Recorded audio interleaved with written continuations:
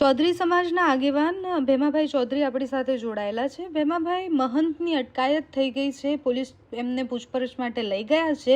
ચૌધરી સમાજે એવું કહ્યું હતું કે 11 તારીખે ગાંધીનગર તો જવાના જ છીએ। આપની પહેલી પ્રતિક્રિયા મહંતની અટકાયત પર? અમારા ચૌધરી સમાજની છેલ્લા 27 દિવસથી એક આદર્શ ન્યાયની અમારો સંઘર્ષ રહ્યો છે।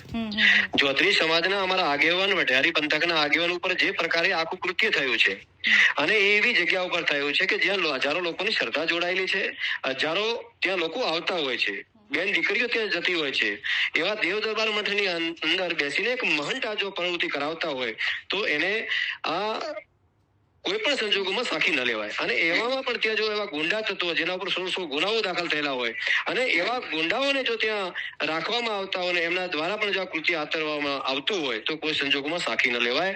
છેલ્લા 5-5 દિવસ પાછળ ફરવું પડે, પોલિટિશિયનના ધક્કા ખાવા પડે, સમાજને ચિંતન બેઠકો કરવી પડે, સમાજને અમારે એક થવું પડે અને ત્યારે છેલ્લા 27 દિવસ પછી જે અમારી આખરી જે માગણી હતી કે જે અમે અલ્ટિમેટમ આપ્યું હતું કે જો 10 દિવસમાં જે મુખ્ય કાવતરાખોર બળદેવનાથની FIR માં એનું નામ દાખલ કરવામાં નહીં આવે, એની ધરપકડ કરવામાં નહીં આવે ત્યાં સુધી અમારો આંદોલન આગેની અમારા રેલીના કાર્યક્રમો બધા યથાવત રાખવામાં આવેલા હતા।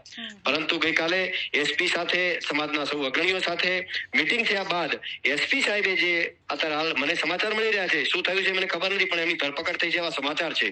પરંતુ જે એ પ્રકારની જો ધરપકડ થઈ છે તો અમારી એક આખી ગુજરાતની કમિટી બની છે અને કમિટીમાં અમારો આગળના કાર્યક્રમો માટેનો અમારો જે રહેવાનો છે એ નક્કી કરી અને પ્રેસ કોન્ફરન્સ કરીને જાહેર કરીશું। અજમલભાઈ અત્યારે હોસ્પિટલમાં છે, એમને શું થયું છે? હોસ્પિટલમાં પણ બહુ બધા લોકોનો જમાવડો છે અત્યારે।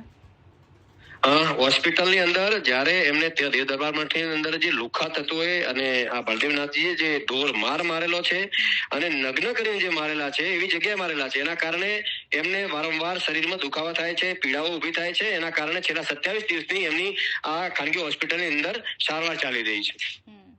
અને હવે સમાજ આગળ શું નિર્ણય લેશે? જો મહંતની ધરપકડ થઈ ગઈ છે અને કેસમાં એમનું નામ આવી જાય છે FIR માં, તો પછી 11 તારીખનો કાર્યક્રમ યથાવત રહેવાનો છે? કારણ કે શંકર ચૌધરી પણ આવ્યા હતા મીટિંગમાં અને તમને આશ્વાસન આપીને ગયા હતા કે હું સાથે ઉભો છું સમાજની। ગુજરાતનો ચૌધરી સમાજ એક તાતણે બંધાયેલો છે। સમાજના આગેવાનો હોય, રાજકીય આગેવાનો હોય, બધાની દરેકની એક જ માંગ રહી છે કે અમને ન્યાય મળવો જોઈએ।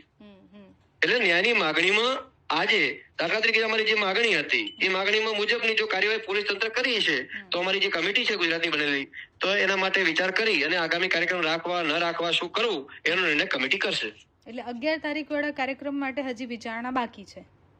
હા, એટલે હજી ધરપકડ થઈ છે, અમને સમાચાર મળ્યા છે। શું થયું છે હજી પોલીસની કોઈ પ્રેસ કોન્ફરન્સ થઈ નથી, ઓથોરિટી ડોક્યુમેન્ટ અમને મળ્યા નથી, એમની અટકાયત થઈ છે, પૂછપરછ માટે બોલાવ્યા છે કે ધરપકડ થઈ છે, એ ઓથોરિટી પુરાવા મળ્યા પછી અમારી જે લડાઈ છે, અમારી ન્યાયની લડાઈ રહી છે। અમારી કોઈ વ્યક્તિઓ સામેની કે કોઈ સંસ્થા સામેની કે કોઈ ધર્મ સામેની લડાઈ નથી, અમારી કોઈ સરકાર સામેની લડાઈ નથી।